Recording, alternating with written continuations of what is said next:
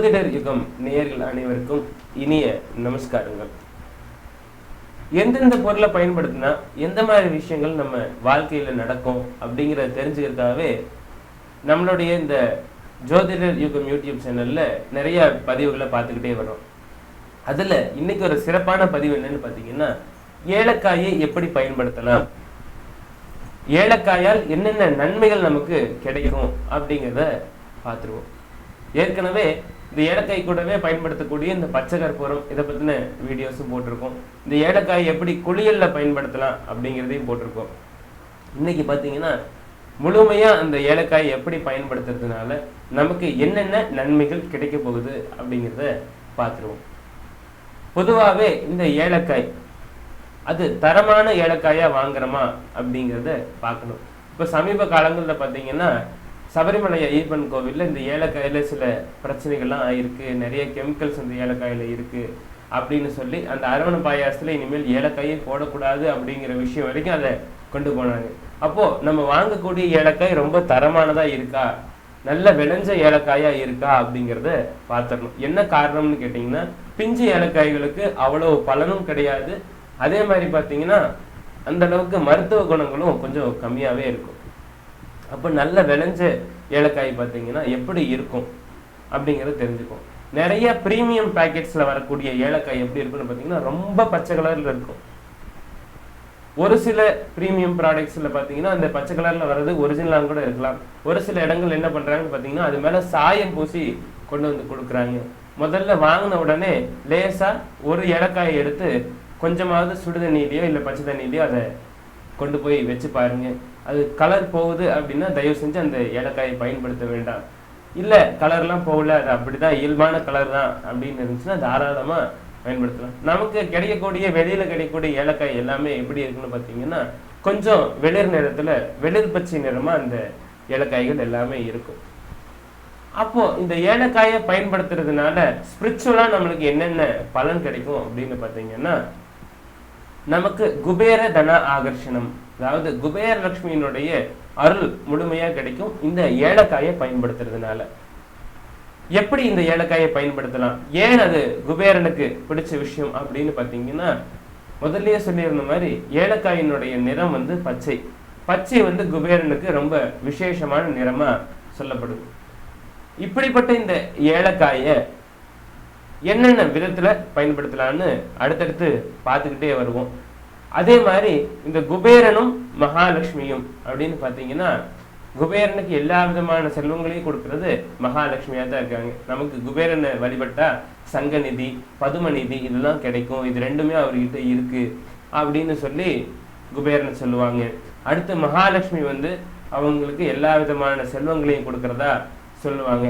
இப்படி இந்த ஏலக்காயை எந்தெந்த இடத்துல பயன்படுத்திட்டு இருக்கோம் இது வரைக்கும் அப்படின்னு பார்த்தீங்கன்னா, முதல்ல ஏலக்காய்னு சொன்ன உடனே லட்டுல, அதே மாதிரி பார்த்தீங்கன்னா உங்களுக்கு கேசரி பண்ணும்போது, பொங்கல் பண்ணும்போது இதில் எல்லாமே இந்த ஏலக்காயை பயன்படுத்துவோம். அப்போ நம்ம ஏலக்காயை எப்படி பயன்படுத்தணும் அப்படின்னா, முதல்ல அந்த ஏலக்காயினுடைய அந்த தோலை உரிச்சிட்டு உள்ளே இருக்கக்கூடிய விதையை தட்டிட்டு அதுக்கப்புறம் நம்ம அதில் போடலாம். அப்படியே தோலோடு போட்டாலும் சரி, அந்த தோல் இல்லாமல் விதையை மட்டும் போட்டாலும் சரி, இல்லை மொத்தமாக இந்த ஏலக்காயில அப்படியே நசுக்கி நம்ம பொங்கல்லையோ இல்லை கேசரிலையோ இல்லை எந்த விதமான பதார்த்தங்களில் போட்டாலுமே ரொம்ப விசேஷமாக இருக்கும். நிறைய பேர் பார்த்தீங்கன்னா இந்த சாதங்களையுமே, இந்த நெய் சாதம், பிரியாணி இந்த மாதிரி விஷயங்களையும் கூட இந்த ஏலக்காயை பயன்படுத்துவாங்க. எங்கே ஏலக்காயை பயன்படுத்தினாலும் அது மகாலட்சுமி கடாட்சத்தை அங்கே கொடுக்கும் அப்படிங்கிறத மறக்காமல் நம்ம பயன்படுத்தணும். அதே மாதிரி பார்த்தீங்கன்னா இந்த ஏலக்காய் அப்படிங்கிறது 3 இதழ்களை தான் அதிகமாக கொண்டதான் இந்த ஏலக்காய் இருக்கும். அப்போது இந்த ஏலக்காய் வந்து பார்த்தீங்கன்னா சிவஸ்வரூபமாக இருக்கும். எப்படி சிவஸ்வரூபமாக இருக்கும்னு பார்த்தீங்கன்னா, அதை விரிச்சிங்கன்னா எப்படி அந்த வில்வம் மேலே ஒரு இலை, வலது பக்கம் ஒரு இலை, இடது பக்கம் ஒரு இலை அப்படி இருக்கோ, அதே மாதிரி இந்த ஏலக்காயும் 3ஆக பிரிக்கும் போது மேலே ஒன்று, வலது பக்கம் ஒன்று, இடது பக்கம் ஒன்று அந்த மாதிரி வரும். அப்படி வரக்கூடிய அந்த ஏலக்காயை சிவனுக்கு நம்ம சமர்ப்பணம் பண்ணணும் அப்படின்னு பார்த்தீங்கன்னா, அதனால அதீத பலன்கள், நமக்கு முக்தியை தரக்கூடிய விஷயங்கள், ஸ்வர்ணாகிருஷ்ண பைரவனுடைய ஆகர்ஷணம் நமக்கு கிடைக்கும். ஸ்வர்ணாகிருஷ்ண பைரவர் யாருன்னு பார்த்தீங்கன்னா, மகாலட்சுமிக்கே செல்வத்தை கொடுக்கக்கூடியவர் ஸ்வர்ணாகிருஷ்ண பைரவர். அவருக்கு இந்த ஏலக்காயில மாலையாகவோ இல்லை வந்து அந்த ஏலக்காய் கலந்த நெய்வேத்தியமோ கொடுக்கும்போது பார்த்தீங்கன்னா அவ்வளோ தனி சிறப்பாக இருக்கும். இன்றைக்குமே நிறைய அம்மன் கோவில்களில் மாவிளக்கு போடுற வழக்கம் உண்டு. அதுலேயும் இந்த ஏலக்காயை பயன்படுத்துவாங்க. இப்படி நம்மளுடைய வாழ்க்கையில் இன்றியமையாத ஒரு பொருளாக இந்த ஏலக்காய் மாறி இன்னைக்கு இருக்கு. அதே மாதிரி பார்த்தீங்கன்னா மகாலட்சுமிக்கு இந்த ஏலக்காயினால மாலை போடலாமா, அதனால என்ன சிறப்பு அப்படின்னு பார்த்தீங்கன்னா, முதல்லயே சொன்ன மாதிரி குபேர தனாகிருஷ்ணம் கொடுக்கக்கூடியது இந்த ஏலக்காய். அந்த ஏலக்காயை நம்ம மகாலட்சுமிக்கு போடும்போது என்ன ஆகும்னு பார்த்தீங்கன்னா 16 விதமான லட்சுமிகள்னு சொல்லுவாங்க. இன்னைக்கு நம்ம பார்க்கக்கூடிய இந்த 8 லட்சுமியை தான் நிறைய பேர் பார்த்துட்டு இருப்போம், அஷ்டலட்சுமி சொல்லிட்டு. ஆனால் 16 லட்சுமிகள் இருக்காங்க. அந்த 16 லட்சுமிகளுடைய அனுகிரகமே நமக்கு இந்த ஏலக்காயினாலேயே கிடைக்கும். அந்த ஏலக்காய்ங்கிற அந்த ஒரு பொருளை பயன்படுத்தினாலே நம்மளுக்கு கிடைக்கும். இப்படி நெய்வேத்தியம் ஆகட்டும், இல்லை நமக்கு வரக்கூடிய அபிஷேக பொருட்கள்லே ஆகட்டும், இல்லை நம்ம அன்றாட வாழ்க்கையில பயன்படுத்தக்கூடிய உணவுகள் ஆகட்டும், இதுல எங்க ஏலக்காயை பயன்படுத்தினாலுமே நமக்கு நல்ல விதமான பலன்களை இந்த மகாலட்சுமி நமக்கு கொடுப்பாங்க. இன்றைக்கு கடன் தீர்றதுக்காக அந்த ஏலக்காயை பயன்படுத்தலாமா அப்படிங்கிற யோசனை தான் உங்களுக்கு அடுத்து வரும். ஏன்னா ஒரு விஷயத்தை நல்லபடியா கொண்டு போனோம்னாலே அடுத்து என்ன யோசிப்பாங்கன்னு பார்த்தீங்கன்னா, நம்மளுடைய பிரச்சனைகள், முக்கியமா வரக்கூடிய பிரச்சனைகள் அதனால தீருமா அப்படிங்கிறத யோசிப்பாங்க. வெள்ளிக்கிழமை நாட்கள்ல, அதாவது வாரம் வெள்ளிக்கிழமை நாள் ஒரு 3 ஏலக்காய் இல்லை 5 ஏலக்காய் எடுத்துக்கிட்டு நமக்கு பக்கத்தில் இருக்கக்கூடிய பெருமாள் கோவில்லையோ இல்லை அம்பாள் கோவில்கள்லையோ இல்லை சிவன் கோவில்கள், நீங்கள் எந்த கோவிலாக இருந்தாலும் சரி, அந்த கோவில் அந்த ஏலக்காயை பயன்படுத்துவாங்க அப்படின்னா ஒரு சின்ன ஜிப்லாக் கவரோ இல்லை ஏதாச்சும் ஒரு சின்ன கவர் அது வெளியில் தெரிகிற மாதிரி எடுத்துருக்கீங்க. அது கூடவே பார்த்தீங்கன்னா உங்களால் முடிஞ்ச ஏதோ ஒரு காணிக்கை அது கூட வச்சு நம்மளுடைய வீட்டில் பூஜை அறையில் வச்சு முதல்ல பிரார்த்தனை பண்ணிக்கங்க.